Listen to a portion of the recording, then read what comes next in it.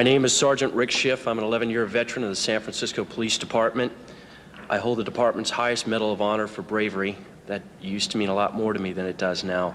What I'd like to talk to you about today is my now 7-year-old daughter. This is an identical twin. Her sister is now dead. Her sister, when she was 4 years old, Kristen, developed a highly malignant brain tumor that had spread throughout her spine and her brain. The doctors told us that we had really two options: take her home, let her die, or bring her in for massive dosages of chemo and radiation simultaneously.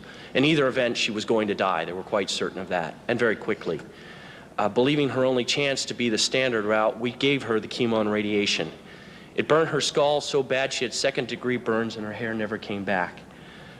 To change her diapers, we had to wear rubber gloves because her urine was so toxic and it burned her. At the end of 6 months, miraculously, she survived the standard treatment, although there was a high expectation she wouldn't. She still had cancer. We were told, sorry, we've done everything we can. Now she's going to die, probably within a couple of months. My wife and I, choosing not to accept that, started reading. The first book I picked up, the third chapter, discussed Dr. Brzezinski.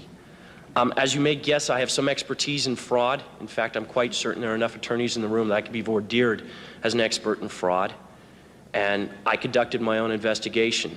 I have no doubt the man is not a fraud. I have no doubt that he does what he does out of earnest belief that his medicine works.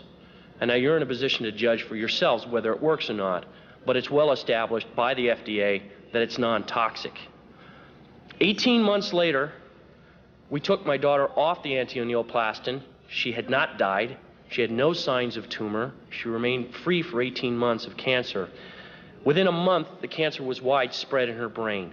We put her back on Brzezinski's. By the way, at the objections of our doctors, for some reason felt that it had failed her. We put her back on. Within 9 weeks, the tumor was completely gone. She died last July of neurological necrosis. Her brain fell apart from the radiation. The autopsy showed that she was completely cancer-free. Out of 52 cases of that disease ever, no one died cancer-free, just Chrissy. So she didn't die of a terminal illness. She died of my inability to care for her properly, and she died from bad advice. She died because there's a government institution that disseminates false information and is not looking out for the welfare of the people.